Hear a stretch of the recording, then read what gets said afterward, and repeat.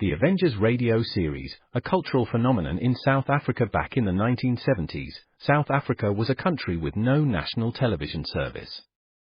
It wasn't until 1976 that the country would get its first taste of television broadcasts. But before that, radio was the primary medium of entertainment and information for the masses. This was the context when The Avengers, a British spy-fi series, made its debut on South African radio and became a cultural phenomenon. The Avengers was a British television series that originally aired from 1961 to 1969. The show revolved around the adventures of John Steed, a suave and sophisticated secret agent, and his various female associates. The series was a unique blend of traditional spy thriller elements with science fiction and fantasy, which set it apart from other shows of its time. While the series was hugely popular in the UK and had also made a significant impact in the American markets, being one of the rare British series given a network transmission slot, it was virtually unknown in South Africa. This was primarily due to the lack of a national television service in the country until 1976. However, as a film series, The Avengers was able to gain some exposure in South Africa through film rentals.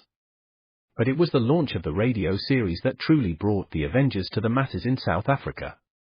Come and listen at www.myclassicradio.net. Well, now, Bob Elliott and Ray Goulding present the CBS Radio Network.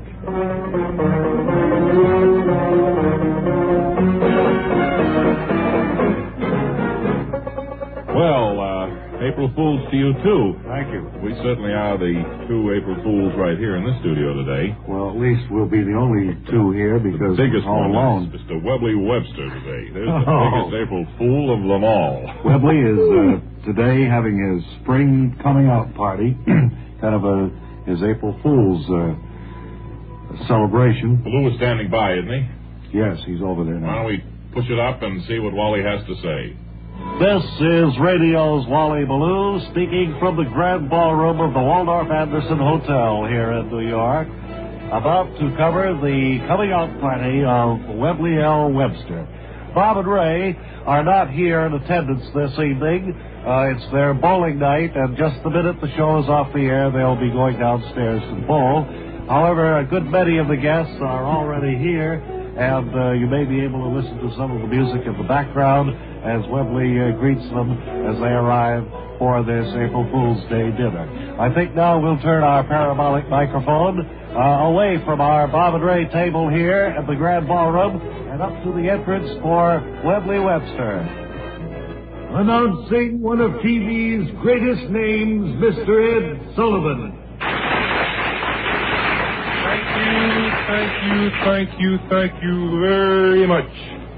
Tonight is a really big night.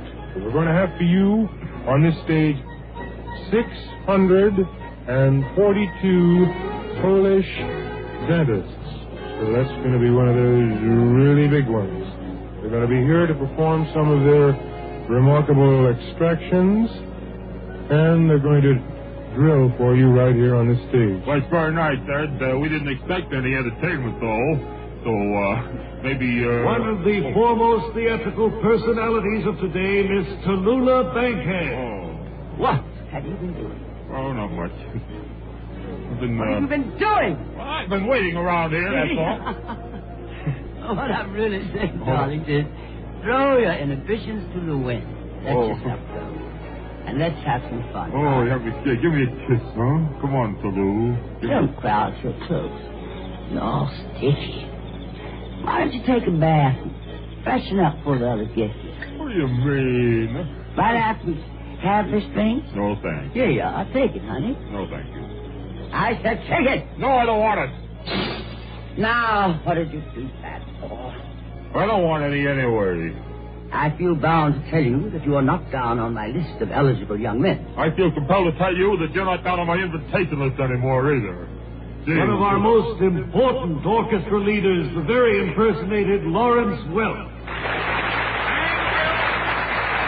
you, and good evening, friends. We're coming to you once again from the beautiful Aragon Ballroom on Lick Pier at the beautiful Santa Monica Beach, California. We've been getting lots of cards and letters from you folks out there in the television land, sir. And we surely do thank you for Cards and letters. Say, this is no time to thank all your fans, sir. This is my party. Webley Webster. Mrs. Molly Goldberg. You, Mrs. Bloom.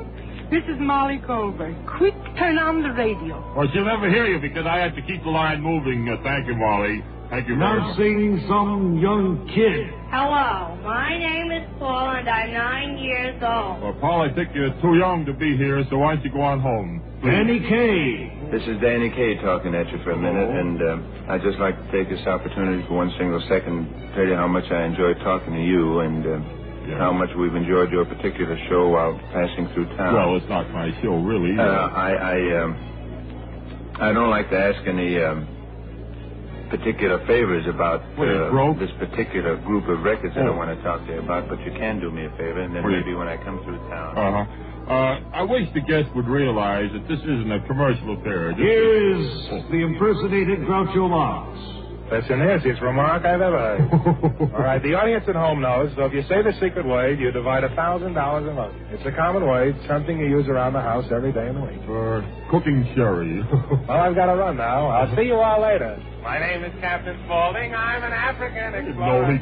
Someone call me Schnorrer. Hello. Wally Ballou back here at the Bob and Ray table at the Grand Ballroom of the Waldorf Anderson Hotel as Webley Webster continues to greet the guests arriving for his April Fool's coming out party. And we'll return in just 1 minute. Thirsty people everywhere prefer ice-cold Pepsi-Cola. And because it's light, it refreshes without filling. Charlie, be sociable. I am, Kay. Pepsi is a favorite of thirsty people from Maine to Hawaii, from Alaska to Florida. Charlie. It's perfect for parties or picnics, so serve Pepsi to your guests. That's helpful, but... This is the sociable part. Keep plenty of Pepsi ice-cold and ready. Remember, it goes fast because everybody likes Pepsi. Singing still sounds more inviting. May I? Be sociable. Look smart. Keep up to date with Pepsi. Drink light, refreshing Pepsi. Stay young and fair and debonair. Be sociable. Have a Pepsi.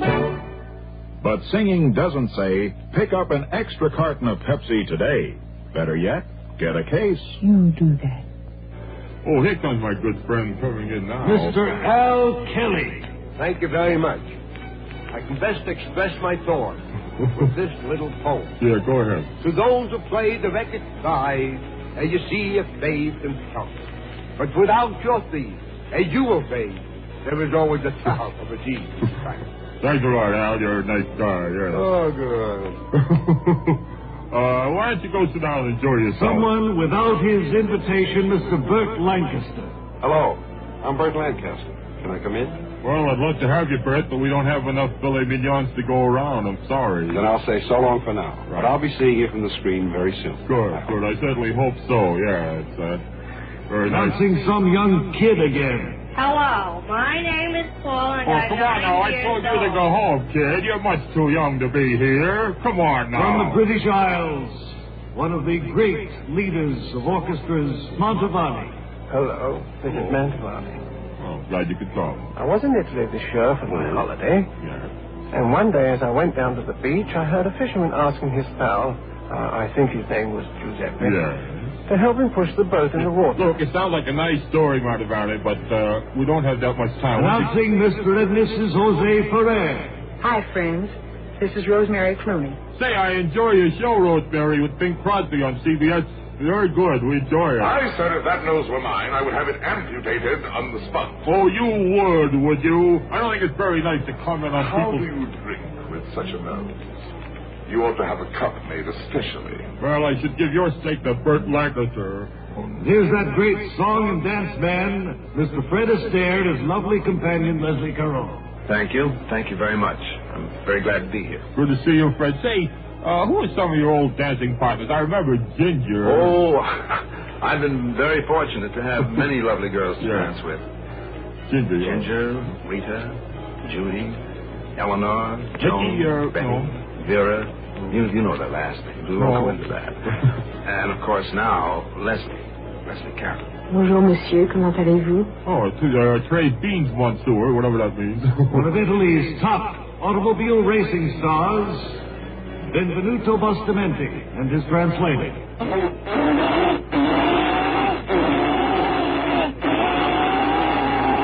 Giovanni, magari non posso mai andare. What did he say? What's he say? Do you know what he's saying, sir? Yeah, he wants to. It's not a question. Just ask. The window could be open a little. No air in here. Sure. Will you open the window, please? Thank you. Archieriata la significazione di questa gente non posa. E con crottozzo della balena della balà. Balare. Oh, come on. Mannaggia la mucca. Come on, fellas, move along, will you, please? Oh, do you want a towel, please? Hello, my name is Paula. Okay, you're gonna get it, kid. Now, I warned you about that. You're only... Announcing Cynthia, the cigarette girl. Hello, my name is Cynthia. Yeah, Cynthia, you shouldn't be... Would you take Paul out, put him in a cab, and send him home, please? The Russian diplomat, Vladimir Zabrozhny. Welcome, sir. And how do you like the party so far? Thank you very much. I can't say. I am not allowed to say. Say, do you have coming out parties in Russia, sir? I'm afraid I am not in a position to make any declaration at the moment. Yes. I am afraid my lips must necessarily, for the moment, be sealed, but we have some surprises for you, which will be seen in due course. well, maybe we have some surprises for you, too, Announcing a very close associate of our host, one of his best friends, Sir Cedric Hardwick. So you persist in remaining in these miserable quarters. When last I saw you, I advised a change. Well, I like it here, Cede. You live where you want to live, and That settles it. May all the plagues be doubled on me if I ever try to be friends with you anymore. Will you tell me, why is everyone so cranky? Gee whiz, I throw a party, coming out party. Another great personality from the world of the stage, Miss Ethel Merman, accompanied by Mr. Slapsy Maxie Rosenblum. Say, that wasn't bad at all. But are you sure you were describing me? All that fancy talk? Well, it wasn't too fancy. Of course we were talking about you, Ethel. Certainly not that clown with you. You're asking for a lot, and I'm just a guy who can give it to you. Oh, yeah? Why don't you go sit down, please? Gee whiz. Announcing the chairman of the board, Mr. Frank Sinatra. This is Frank Sinatra. Hi, Frank. Certainly glad you could come by. It's always a pleasure to have the chairman of the board. Here, ladies and gentlemen, is General Jimmy Stewart. Thank you. It's a great pleasure to be here. Say, should I call you General, James, Jimmy, Jamie, or what? I don't know what to call you. Yes, I don't know exactly how to answer when somebody says James to me. But I've noticed that lately, even on the billing, they usually change it to Jimmy. That's much better than an old school teacher of mine. She used to call me Jamie. I'm glad I didn't get tagged with that moniker. Someone's trying to break in here. You gonna open up this door? Well, look, if he hasn't got an invitation, he doesn't get in. Come on, open up this door. Well, in that case... It's Vincent Price. Well, here we are. Well, all right. Okay, who's going to pay for the door? I'll have it fixed. All right, see that you do, please. Now go sit down. Gee whiz, you ought to open it. Mr. Frederick Marsh. Little did my dear parents think, when they told me to stand on my own 2 feet, that I'd arrive at this place. Well, what's wrong with this place? You accepted the invitation, didn't you? I, Charles Dickens, I am conscious of a strange feeling. Yes. For it was in just such a little room Oh, as this. yes. Please, I first took take him over to the idiot table, number 34. Please, thank you. Thank you very much. Let's speed up the line, please. Kirk Douglas. Thank you very much. It's really nice being here. Thanks for having me. Great. James Stewart. Hello. I sort of used to fancy myself as an accordion player. Sammy Davis Jr. Hi, this is Sammy Davis Jr. James Stewart. I think probably it took a world war to convince me that I wasn't so hot as an accordion player. Paul. Hello, my name is Paul. I'm 9 years old. Average person. Hello, everybody. I'm just an average person. You don't have an invitation. Sammy Kaye. This is Sammy Kaye, folks. I just want to get my 2 cents worth in. This is Claude Ray. This is Bing Crosby. Now, this is Wally Ballou back at the Bob and Ray table. Our party here on April Fool's Day with its impersonated and recorded guests is going on at great length here, and Webley is greeting everyone. A scene of great joy and pleasure to Webley and his friends. And this is Wally Ballou thanking everyone for showing up on this April Fool's Day and returning it to Bob and Ray. Back here at the studio, must say that is some party, but we can't go because this is our bowling night. That's right. Have a nice weekend, everybody, and until Monday... Oh, wait a minute. First, we'll be back, won't we, with a big sound for you in just 10 seconds.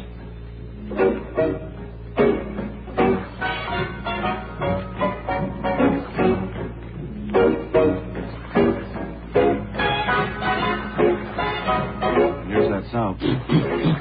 There it is. Until Monday, this is Ray Goulding reminding you to write if you get work. Bob Elliott reminding you to hang by your thumb. Good night, Webley, wherever you may be. This is the CBS Radio Network. And the KCBS AM/FM, San Francisco.